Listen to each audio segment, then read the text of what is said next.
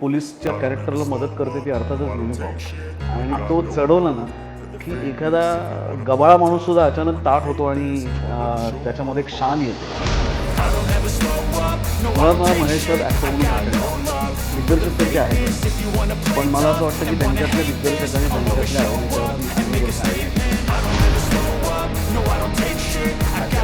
त्याच्या कास्टिंगला ती रेणुकाताई आणि महेश सरांचं कास्टिंग केलं आणि मला असं वाटतं की एव्हरग्रीन काही लोक दर्ग्यावर त्याच्यातली रेणुकाताई आहे. माझ्या पुढच्या पिढीतली अनेक उत्तम उत्तम कलाकार जे आहेत, मला असं वाटतं की त्यांच्याकडनं या पुढच्या काळात आपल्याला अपेक्षा करायला हरकत नाही. ते नरेशन माझ्यासाठी पहिला आणि शेवटचा. मी फक्त पाठांतरासाठी चालत होतो, कारण तो अख्खाचा अख्खा रोल तुझ्या नरेशनमध्ये तुला चांगल्या पद्धतीने किंवा सर्व बाजूने एखाद्या घटनेकडे बघायचं. मला वाटतं असे पोलीस कधीच कोणाला होतात, ते सगळेच त्यांनी संशयित असतात. फॉर रवी सगळेच मोठेपणी काय करायचं असं आपण म्हणतो ना, लहानपणी प्रत्येकाला ट्रक ड्रायव्हर व्हायचं असतं, इंजिन ड्रायव्हर व्हायचं असतं, कंडक्टर व्हायचं असतं. पण मोठेपणी काय करायचं तर मोठेपणी तिथे मला अभिनय करता येतो. ते प्रत्येक माध्यम मनापासून आवडणारं आणि तुझा माझा सिनेमा याच्यापेक्षा सुद्धा आपला मराठी सिनेमा ही भावना जेव्हा आपल्या मनातून आपण विचार करायला लागतो तेव्हाच आपला सिनेमा.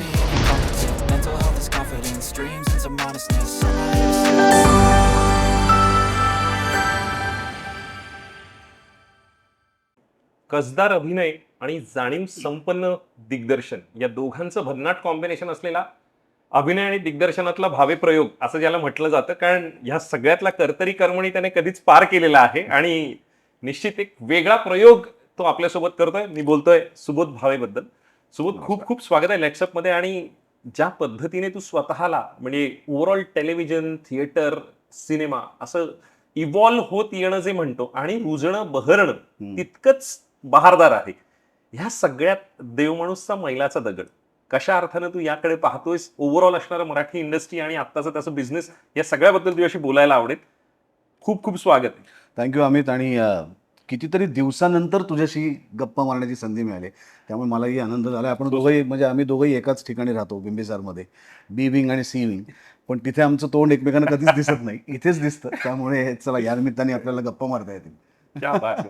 देवमाणूस तशा अर्थानं बघायला गेलं तर वेगळ्या अर्थानं तुझा त्यातला लुक, त्यातलं थोडंसं बारीकसं वर्किंग जे आहे, तू आल्यानंतर सतत भिरभिरती नजर आहे, आल्यानंतरचा एक शोध आहे त्या सगळ्या गोष्टींमधला, आणि तू साकारलेला इन्स्पेक्टर वेगळ्या अर्थानं वाटतोय, कारण त्याला शेड वेगळ्या पद्धतीची, नुसती तपासाची नाही, त्याला एक धार वेगळी ती ग्रे कलरची दिसते. आणि त्या डोळ्यातल्या भिरभिरत्या नजरेमध्ये ऍक्टर म्हणून असणारं तुझं त्यातलं तू पेरलेल्या काही काही गोष्टींबद्दल बोलावंस. ओव्हरऑल प्रवासाबद्दल महेश दादा, रेणुकाताई, तेजस, टेक्निकली 4-4 दिग्दर्शक असं कॉम्बिनेशन होतं, आणि तुझ्यातला देव माणूस याबद्दलही तू सांगावस. सगळ्यात पहिल्यांदा आधी महेश मांजरेकर सरांचं मनपूर्वक अभिनंदन करणार. आजच मी पेपरला वाचलं की त्यांना महाराष्ट्र शासनाचा चित्रपती व्ही शांताराम यांच्या नावाचा पुरस्कार त्यांच्या चित्रपटसृष्टीतल्या योगदानाबद्दल जाहीर झाला आहे. आणि मनापासून आनंद झाला आहे की खऱ्या अर्थाने डिझर्विंग आहेत ते. इतकी वर्ष वेगवेगळ्या पद्धतीने काम करतायत, नाटकात असेल, चित्रपटात असेल. आणि मुक्तालाही युवा पुरस्कार त्याच्यातला जाहीर झाला आहे. त्यामुळे दोघंही आपल्या सहृदयांचं मनापासून अभिनंदन. तेजस बरोबर काम करण्याची खरंच मनापासून इच्छा होती, कारण नवीन पिढीतला एक अतिशय उत्तम दिग्दर्शक आहे तो. आणि कर्मधर्म संयोगाने गेल्या वर्षी त्याचा फोन आला की असा असा एक चित्रपट आपल्याला करायचा आहे, तर ऐकवायला यायचं आहे. मला ना खूप वेळा मी स्क्रिप्ट वाचण्यामध्ये फार भरोसा नाही ठेवत. म्हणजे मी इंट्युशनवरती काम करतो कायमच. आणि सगळ्यात महत्त्वाचं म्हणजे माझ्या दिग्दर्शकाच्या डोक्यात काय आहे ते माझ्यासाठी सगळ्यात महत्त्वाचं असतं. आणि तेजसनी जेव्हा ही गोष्ट मला ऐकवली तेव्हाच, म्हणजे तो ऐकवत असतानाच ती रवी देशमुख इन्स्पेक्टरची व्यक्तिरेखा हळूहळू डोळ्यासमोर उभी राहत होती. आणि मग तेजसबरोबर बोलून त्याच्या मनामध्ये त्यांनी रवीला कसं बघितलं आहे, त्याच्या शेड्सबद्दल त्याचं काय म्हणणं आहे, किंवा काय पद्धतीने या सगळ्या चित्रपटादरम्यान त्याचा वावर म्हणजे फक्त शारीरिक नाही तर मानसिक वावरही त्याचा कसा असला पाहिजे. आणि महेश असेल, रेणुकाताई असेल, सिद्धार्थ असेल, अभिजित असेल, या सगळ्यांबरोबरचं त्याचं नातं कसं आहे, याचं फार सुंदर त्यांनी मला वर्णन करून सांगितलं. आणि मला असं वाटतं की तुझा दिग्दर्शक जर अत्यंत स्पष्ट असेल त्याच्या विचारांमध्ये आणि त्याला व्यक्तिरेखा कशा पद्धतीची पाहिजे हे ठरवण्यामध्ये, तर तुझं काम खूप सोपं होतं. आणि दुसरी गोष्ट, कुठल्याही पोलिसच्या कॅरेक्टरला मदत करते ती अर्थातच युनिफॉर्म. आणि तो Absolutely. चढवला ना, की एखादा गबाळा माणूससुद्धा अचानक ताठ होतो आणि त्याच्यामध्ये एक शान येते. तर मला असं वाटतं त्या कॉस्च्युमची सुद्धा मला खूप मदत झाली. म्हणजे फक्त पोलिसचा युनिफॉर्म नाही, तर ते सोडून सुद्धा जे कॉस्च्युम्स त्याला दिले होते, तर त्याची सुद्धा खूप मदत झाली मला व्यक्तिरेखेपर्यंत पोहोचण्यासाठी. त्यामुळे आपला विचार एक असतो, दिग्दर्शकाचं सांगणं एक असतं आणि बाह्य परिस्थिती एक असते. या तिघांची चांगली सांगड घातली गेली, की मला असं वाटतं की ती व्यक्तिरेखा अजून जास्त फुलायला मदत होते. निश्चित. कारण वेगवेगळ्या म्हणजे तुझे महेशदादाचे किंवा रेणुकाताईंचे असे सीन्स काही असतील किंवा त्या हो. सगळ्या गोष्टींमध्ये किंवा महेशदादाने ट्रेलर लॉन्चच्या वेळेला तुझं प्रचंड कौतुक केलं त्या सगळ्या गोष्टींमध्ये. तर त्याबद्दल महेशदादा किंवा रेणुकाताई यांच्याबद्दलच्या केमिस्ट्रीबद्दल तुला त्यांच्याबरोबरच्या अगोदरच्या इक्वेशन बद्दल काही सांगावंसं वाटेल? मुळात मला महेश सर ॲक्टर म्हणून प्रचंड आवडतात. दिग्दर्शक तर ते आहेतच. पण मला असं वाटतं की त्यांच्यातल्या दिग्दर्शकांनी त्यांच्यातल्या अभिनेत्यावरती अनेक वर्ष अन्याय केला आहे. कारण ते कमालीचे ॲक्टर आहेत. आणि बऱ्याच वेळेला असं होतं की अनेक संगीत दिग्दर्शकांच्या बाबतीत तू असं बघशील की काही जागा हम्म. ज्या संगीत दिग्दर्शक भले तो उत्तम गायक नसताना सांगतो ना, त्या गायकाला पण नाही घेता येत. खरंय, खरंय, तर खरंय. ती जी समज आहे, ती त्याची फार अफाट आहे, महेश सरांची. आणि मला असं वाटतं की ॲक्टर म्हणून ते माझ्या समोर होते. नुकताच आम्ही त्यांच्याबरोबर निरवधी. निरवधीमध्ये केलं, पण ते दिग्दर्शक होते. खरंय.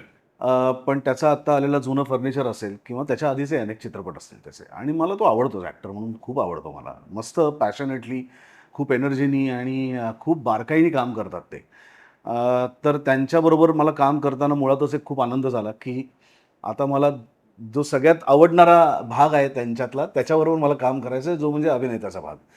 आणि सेटवर महेश सरांनी अगदी छोटे-छोटे बदल केलेत. म्हणजे त्यांच्या लूकपासून मला असं वाटतं, की इतका सुंदर लूक त्यांनी याच्यामध्ये आणला आहे. अर्थात मेकअपांचं कौशल्य आहेच आहे, पण ते त्या व्यक्तिरेखेमध्ये पूर्णपणे जाणवतात, की हे करेक्ट त्या व्यक्तिरेखेमध्ये बसलेत. आणि हॅट्स ऑफ त्याच्या कास्टिंगला, की रेणुकाताई आणि महेश सरांचं कास्टिंग त्यांनी करणं. आणि मला असं वाटतं, की एव्हरग्रीन काही लोकं असतात पडद्यावरती, खरंय. त्याच्यातली रेणुकाताई आहेत, की ज्यांना कायम बघावंसं वाटतं तुम्हाला. आणि तिने सुद्धा अतिशय संयत पद्धतीने त्यांची व्यक्तिरेखा या चित्रपटात केली आहे. आणि त्या दोघांबरोबरचे सीन करताना मला खूप छान वाटलं आणि मला खूप त्यांच्याकडे सतत बघावंसं वाटलं, की एक आपल्यापेक्षा अतिशय अनुभवी असे कलाकार त्यांचं काम करताना काय पद्धतीने त्या व्यक्तिरेखेपर्यंत पोहोचतात, किती बारकाईने त्या प्रत्येक गोष्टीचा, मग ते बोललेलं वाक्य गेलं वाक्य असेल, न बोललेलं वाक्य असेल, डोळ्यांमधल्या भावना असतील, शारीरिक अभिनय असेल, तर या सगळ्याचा किती बारकाईने विचार करून ते काम करत असतात. आणि एक जुने जाणते म्हणजे रेणुकाताई आणि महेश सर, आणि एकीकडे सिद्धार्थ आणि अभिजित, की रेणुकाताईंबरोबर मी पहिल्यांदा काम करत होतो. मी सिद्धार्थबरोबर पहिल्यांदा काम करत होतो. मला असं वाटतं मी अभिजितबरोबरही पहिल्यांदाच काम केलं आहे. हो. तर ही तिघंही मंडळी, आणि स्पेशली सिद्धार्थची भूमिका त्याच्यातली, त्याला ॲक्टर म्हणून बघितलं होतं, त्याचं नाटक बघितलं होतं, चित्रपट पाहिले होते. पण मला असं वाटतं, की माझ्या पुढच्या पिढीतली अनेक उत्तम कलाकार जे आहेत, तर मला असं वाटतं, की त्यांच्याकडनं या पुढच्या काळात आपल्याला अपेक्षा करायला हरकत नाही. त्याच्यातला सिद्धार्थ आणि अभिजित एक आहेत आणि अप्रतिम कामं केलेत त्या दोघांनीही. मला असं वाटतं, की एक चांगल्या कलाकारांची भट्टी जमली ना, की काम करायला खूप जास्त आनंद आणि मजा येते. कारण तसं या सगळ्यात गंमत मला अशी वाटते की त्या दोन पिढ्यांचा जर समन्वय किंवा अन्वय जर बघितला तर हो. तो तुझ्यापर्यंत येऊन थांबतो. तशा अर्थाने तटस्थपणे तू पाहता येईल. हो. ऍज अ डिरेक्टर म्हणून पण एक तुझ्यातला कायम डोकावत असेल कशा अर्थानं त्या ह्याच्यात तेजस किंवा इक्वेशन किंवा या पद्धतीने झालं. कारण तेजसशी बोलत असताना तेजस मला म्हणाला की हं. एकमेव माणूस आहे की ज्याने स्क्रिप्ट फक्त गोष्ट ऐकली आणि हो म्हणाला. म्हणजे जसं तू म्हणालास की ते कन्व्हिक्शनवर फार अवलंबून असतं. ओव्हरऑल काय भावलं देव माणूस मधलं आणि तशा अर्थाने ओव्हरऑल त्या सगळ्या एकूण माहोलात कारण हं. फलटणचं शूटिंग तिथला सगळा असणारा प्रवास काय सांगशील? मी म्हटलं तसं की तेजसनी गोष्ट ज्या पद्धतीने सांगितली आणि नेहानी पण फार सुंदर लिहिले स्क्रिप्ट. त्याचे डायलॉग्स असतील ते फार मस्त लिहिले आहेत आणि उगाचच शब्द बंबाळ नाही आहे. घटनाप्रधान गोष्ट आहे आणि त्याला एक वेग आहे. त्या पूर्ण पटकथेला एक वेग आहे. तर मला असं वाटतं की अशा वेळेस दिग्दर्शकाची भूमिका सगळ्यात जास्त महत्त्वाची असते आणि तेजस अत्यंत क्लिअर होता. म्हणजे कुठेही कन्फ्युजन नव्हतं. कुठल्याच व्यक्तिरेखेच्या बाबतीत कन्फ्युजन नव्हतं. त्यांनी नरेशन दिल्यानंतरच मला कळलं की त्याला काय म्हणायचं आहे ते त्याच्या पूर्ण नरेशनमध्ये होतं आणि मी म्हटलं तसं मी स्क्रिप्टवरती बिलीव्ह करत नाही. म्हणजे स्क्रिप्ट चांगलीच लागते, खरंय. पण मला नाही लागत ती वाचायला. त्यातलं म्हणजे कन्व्हिक्शन आणि पडद्यावर कसं दिसेल ह्याचं मला विजन. असं वाटतं की तो लेखक कधी-कधी लेखकाकडनं आपण नरेशन ऐकतो, कधी दिग्दर्शकाकडनं ऐकतो. ते नरेशन माझ्यासाठी पहिलं आणि शेवटचं असतं. मग मी फक्त पाठांतरासाठी स्क्रिप्ट हातात घेतो. कारण तो अख्खाच्या अख्खा रोल तुझ्या नरेशनमधनं तुझ्यासमोर येत असतो. त्याच्या पलीकडे जर काही दिग्दर्शकाला सांगायचं असेल किंवा मला काही विचारायचं असेल, तर आम्ही अर्थातच चर्चा करतो. पण मला असं वाटतं की ते नरेशन इटसेल्फ माझ्यासाठी एक पिक्चर क्रिएट करायला खूप होतं. मला नाही त्याचे मी स्क्रिप्ट वाचून मी तुला सांगतो वगैरे असं मी नाही, तो तितका मनमोकळा आहेस, तू तितका अप्रोचेबल आहेस आणि त्या सगळ्यातलं फार महत्वाचं आहे. देव माणूस या टायटलमध्येच देवत्व आणि माणूस असं दोन्ही गोष्टींची वेगळ्या अर्थाची कॉम्बिनेशन्स आहेत. हं. खऱ्या अर्थाने अशी माणसं असतात आणि असं व्यक्तिमत्व तुझ्या आयुष्यात रेझोनेट करता येईल अशा पद्धतीचं कोण आहे? असतात ना. मला असं वाटतं खूप माणसं असतात, की जी अतिशय अ, विवेकी पद्धतीने त्यांचं आयुष्य जगत असतात. ते कुठल्याही प्रकारचा टोकाचा विचार करण्यापासून तुला परावृत्त. परावृत्त करतात आणि तुला चांगल्या पद्धतीने किंवा सर्व बाजूने एखाद्या घटनेकडे बघायला शिकवतात. तर मला असं वाटतं असे देव माणसं प्रत्येकाच्या आयुष्यात असतात. माझ्याही आयुष्यात आहेत आणि तू त्यांना ओळखतोस. परुळेकर हे आपल्या आयुष्यातले खरंय, देव खरंय, माणूसच आहेत, खरंय, की जे उत्तम पद्धतीने तुला जगायला शिकवतात खरंय. आणि शिकवतात पेक्षा सुद्धा मला असं वाटतं तुला ती नजर मिळवून देतात जी कदाचित तुझ्याकडे नसते. अ, माझ्यासाठी स्मिता तळवलकर देव माणूस होती. माझ्यासाठी मोहन जोशी देव माणूस आहेत. माझ्यासाठी सतीश तारेसुद्धा देव माणूस होता. वाह! कारण अ, ज्या गोष्टी कधी आपण विचार केला नाही अशा गोष्टींकडे त्या माणसांनी मला बघायला शिकवलं. माझ्यासाठी विजय तेंडुलकर सुद्धा देव माणूस आहेत.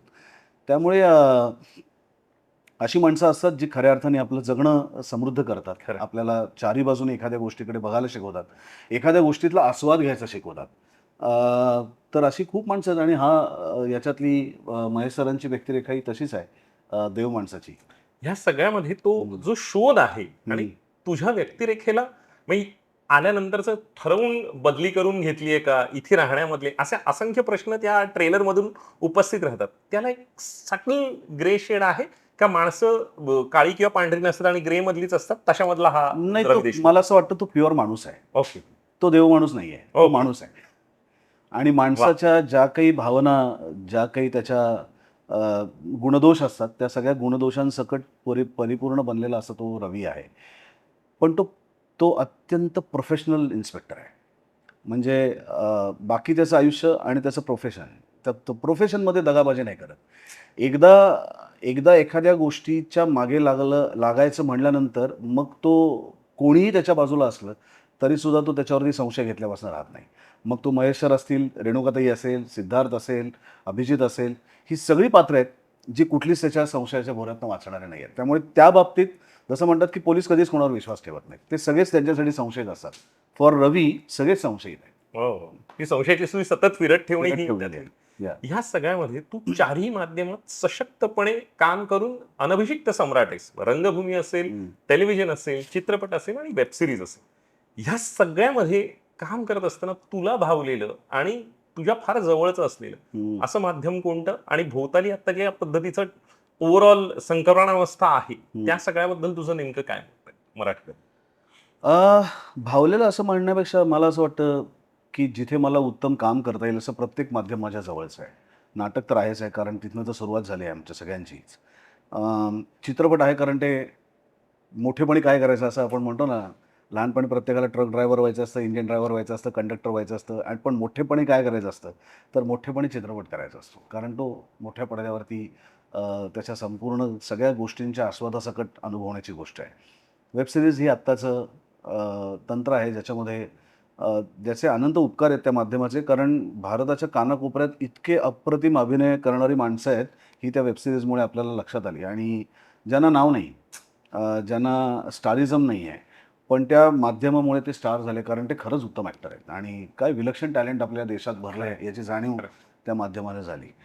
टेलिव्हिजन तर मला असं वाटतं आमचा रियाज आहे, की रोज उठून आम्हाला कॅमेरासमोर काम करता येतं. एक कॅरेक्टर 500, 600, 1000 एपिसोडपर्यंत त्याचा प्रवास आम्हाला जगता येतो. त्यामुळे ते रोजंदारीचंही साधन आहे आणि ते रियाजाचंही साधन आहे.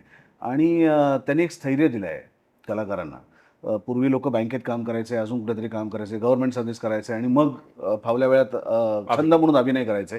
पूर्ण वेळ याच्याकडे येण्याचा कॉन्फिडन्स टेलिव्हिजनने दिला मराठी अभिनेत्यांना. त्यामुळे त्याही माध्यमाचे प्रचंड उपकार आहेत. आणि टेलिव्हिजनशिवाय ना सिनेमा चालतो, ना नाटक चालतं, कारण ते माध्यमाची ताकद आहे लोकांपर्यंत पोहोचण्याची. तर मला असं वाटतं सशक्तपणे कुठल्याही माध्यमाला शिव्या घालू नयेत. प्रत्येक माध्यमाची त्याची त्याची ताकद आहे. तुम्हाला काम करायला आवडतं का नाही हा तुमचा मुद्दा आहे. खरं पण तुम्हाला नसेल जमत आणि तुम्हाला आवडत नाही म्हणून ते माध्यम वाईट आहे असं तुम्ही म्हणू शकत नाही, कारण ते त्या माध्यमाची ताकद आहे. मला सगळीकडेच आवडतं. जिथे मला अभिनय करता येतो ते प्रत्येक माध्यम माझ्यासाठी मनापासून आवडणारं आणि तितकंच प्रिय आहे. निश्चित. या सगळ्यामध्ये आत्ता ओव्हरऑल म्हणजे वर्षाची सुरुवात तुझ्या सिनेमापासून झाली आणि लार्जर दॅन लाईफ असणारा सिनेमा आहे. पण ह्या सगळ्यात आत्ता प्रेक्षकांची दोलायमान अवस्था आहे. प्रेक्षकांनी येऊन टू स्पर द ऑडियन्स नेमकी काय आव्हानं निर्माता, दिग्दर्शकांना, अभिनेत्यांसमोर आहेत असं तुला वाटतं? आणि आत्ता जर पाहिलं तर एप्रिल मे मध्ये हो, साधारण खूप आहे. 22 सिनेमे येत आहेत. अशा धबडग्यात त्या चक्रव्यूहात तशा अर्थानं फसलेली इंडस्ट्री आहे. हे दुष्टचक्र आहे, हा चक्रव्यूह आहे, की हे भेदण्याचं सामर्थ्य ओव्हरऑल या सगळ्या सिस्टीम मध्ये? काय झालं ना, जेव्हा आपण कळपातनं बाजूला होतो आणि आपण एकटे लढायला लागतो, तेव्हा आपली लढाई अर्ध्यावरतीच थांबते. अ, आज एक आव्हान तर आपल्या मराठी सिनेमासमोर गेले अनेक वर्ष आहे, ते म्हणजे हिंदीचं. आणि आता तुम्हाला थिएटरमध्ये का जावंसं वाटत नाही आणि एक मराठी चित्रपटाबद्दल सोशल माध्यमातून पसरवलेले जे अनेक गैरसमज आहेत, की मराठी सिनेमाची लायकी नाही आहे कॉम्पिटिशनमध्ये उभी राहण्याची. पण मला असं वाटतं की ज्या मुलाची कपॅसिटीच नाही आहे, मी टॅलेंटच्या बाबतीत नाही म्हणत आहे, मी बजेटच्या बाबतीत म्हणतो आहे आणि पाठिंब्याच्या बाबतीत म्हणतो आहे. उठसूट आपण सातत्याने मराठी चित्रपटाची तुलना जर हिंदी आणि साऊथच्या चित्रपटांशी करायला लागलो, तर मुळातच आपण अत्यंत चुकीच्या पद्धतीने त्या चित्रपटाकडे बघतोय असं मला वाटतं. मराठी चित्रपटाची तुलना मराठी चित्रपटाशी होऊ शकते. ती हिंदीशी नाही होऊ शकत, कारण 1-1.5 कोटी, 3 कोटीचं बजेट आणि 100 आणि 200 आणि 500 कोटीचं बजेट याची कम्पेअर्ड विथ याची ऑरेंजेस. तुलनाच होऊ शकत नाही. मला असं वाटतं की या सगळ्या परिस्थितीमध्ये तू आत्ता म्हणलास तसं एप्रिल मेचं चित्र खूपच भीतीदायक आहे. पण याच अवस्थेला जबाबदारही आपणच आहोत. कारण जेव्हा जेव्हा लोकं आपल्याला पाठिंबा देत नाही आहेत, जेव्हा ते आपल्याकडे येत नाही आहेत, तेव्हाच खरं तर आपण सगळ्यांनी एकजुटीने, एकोप्याने विचार करून आपली कलाकृती करणं गरजेचं आहे. अशाच वेळेस आमच्या प्रत्येकाची तोंडं वेगवेगळीकडे आहेत आणि अशाच वेळेस आमचा तारखांचा अभिमान मध्ये डोकावतो आणि आम्ही एकमेकांच्या उरावर एकाच दिवशी सगळे चित्रपट घेऊन येतो. तर हे कुठेतरी आता मला असं वाटतं की आपलं बिझनेसही होत नाही आहे हे आपल्याला जर दिसतंय, तर संकटात माणसं एकत्र येतात ना, आम्ही संकटातच वेगवेगळे झालो आहे. तर आत्ताच वेळ आहे की एकत्र येऊन एका वर्षभराचं प्लॅनिंग करणं फार आवश्यक आहे, की माझा सिनेमा आणि माझा सिनेमापेक्षा सुद्धा आपला आपला सिनेमा, सिनेमा. हा माझा सिनेमा तो आपला सिनेमा जेव्हा प्रवास होईल ना विचारांचा, तेव्हाच मला असं वाटतं की ह्या गोष्टी जरा स्प्रेड आउट होतील, योग्य पद्धतीने त्याचं नियोजन होईल आणि तुझा माझा सिनेमा याच्यापेक्षा सुद्धा आपला मराठी सिनेमा ही भावना जेव्हा आपल्या मनात येऊन आपण विचार करायला लागू ना, तेव्हाच आपला सिनेमा मोठा होईल. पण ह्यासाठी असं वाटतं की एखादी पॅरेंटल ऑर्गनायझेशनने पुढाकार घ्यावा, म्हणजे चित्रपट महामंडळ असेल किंवा कल्चरल डिपार्टमेंट असेल किंवा काय केलं की ते स्ट्रीमलाईन होईल? अदरवाईज 52 ही शुक्रवार सरकारची जबाबदारी नाही आहे. तुम्ही काय पद्धतीने रिलीज करताय, आता प्रत्येक गोष्टीत काही सरकार तुमच्या मदतीला येणार नाही. ही जबाबदारी तुमची आहे. तुम्ही जर त्याचे निर्माते आहात, तुम्ही जर त्याचे दिग्दर्शक आहात आणि तुमची एक चित्रपट महामंडळ नावाची तुम्हाला एक संस्था दिली आहे, तर या घटकांनी आणि तुमची मदर बॉडी जी आहे त्या घटकांनी एकत्रपणे त्याचं एक प्लॅनिंग केलं पाहिजे ना. आज साऊथमध्ये किंवा कुठल्याही याच्यामध्ये आज हिंदीमध्ये सुद्धा हे जे स्टार्स आहेत हे एकाच दिवशी एकमेकांच्या उरावरती येत नाहीत, कारण प्रत्येकाला पैसा कमवायचा आहे. तुम्ही त्यांचाच आपलाच पैसा तुम्ही काढताय जस्ट फॉर द इगो, एक अभिमान म्हणून. कशा करता? थांबा ना. काय घाई आहे? तुमचा मोठा चित्रपट आहे ना, तुम्ही जास्त पैसे घातलेत, मग थांबा. मग रिस्क कशाला घेताय? आणि जो चांगला सिनेमा असतो ना, जसं पूर्वी आमच्याकडे नाटकाला गेलो की बुकिंग बघायचे आणि अरे आज झालं नाही, आज काय बरं, आज मंगळवार आहे, अरे आज संकष्टी आहे ना, त्यामुळे आज लोक आले नसतील. तर जे न चालणार आहे ना त्याला 1000 कारण असतात आणि जे चालणार आहे ना त्याला कुठलंच कारण नसतं. भरत जाधवचे सही रे सहीचे प्रयोग भारत पाकिस्तान मॅच चालू असताना 3 प्रयोग हाऊसफुल झाले. आता ह्याला काय म्हणशील? तेव्हा काय संकष्टी, वर्ल्ड कपची फायनल, तेव्हा भरतचं नाटक हाऊसफुल झालंय. आता ह्याला काय म्हणशील?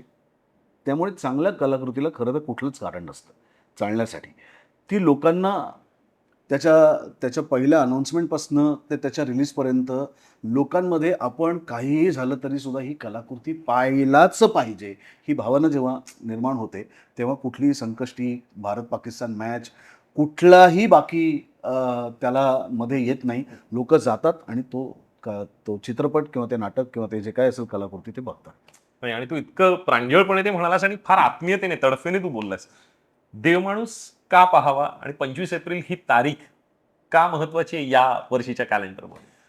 नाही, नक्कीच मला खूप आनंद आहे की या निमित्ताने मी एका चांगल्या कलाकृतीचा, चांगल्या कथेचा, चांगल्या पटकथेचा आणि चांगल्या चित्रपटाचा भाग आहे. एक चांगला प्रयत्न की जो तुम्हाला खुर्चीवरती खिळवून ठेवेल. आणि मला असं वाटतं की चित्रपटात किंवा एखाद्या कलाकृतीला आपण बघायला जातो तेव्हा आपल्याला सगळ्या भावना तिथे उद्दीपित झालेल्या आवडतात. आपल्याला हसायला आवडतं, आपल्याला रडायला आवडतं, आपल्याला खुर्चीला असा हात धरून संशयाच्या ह्याच्यात बसायला आवडतं. तर त्या सगळ्या भावना हा चित्रपट पूर्ण करेल आणि तुम्हाला एक उत्तम कलाकृती बघितल्याचं समाधान देईल. Wish you love, luck and success. आणि इतक्या आपलेपणातून तू बोललास लेट्स अप, थँक्यू. त्याबद्दल मनपूर्वक धन्यवाद. Thank you, thank you so much. Thank you, thank you, thank you. Social मीडियाच्या भाऊ गर्दीत विश्वासार्हतेने चकाकणारे नाव म्हणजे लेट्सअप मराठी. सगळ्यांना, सगळ्या नागरिकांना ती स्पीच, ती लेट्सअप वरील मुलाखती म्हणजे विचारांचा खजिना. त्यानंतरच्या निवडणुकीमध्ये मला सोडून गेले. बातम्या केवळ वस्तुस्थिती सांगणाऱ्या, न प्रोपगंडा, फक्त जनतेचा अजेंडा. क्योंकि आने वाला कल जाने वाला है, जाने वाला कल आने वाला है. राजकारण, मनोरंजन असो की क्रीडा क्षेत्र, महाराष्ट्राची स्पंदने संवेदनशीलतेने टिपणारे माध्यम म्हणजे लेट्सअप मराठी. जगासोबत एक पाऊल पुढे राहण्यासाठी लेट्सअपचे ॲप, सोशल मीडिया आणि वेबसाईट सोबत कनेक्टेड रहा.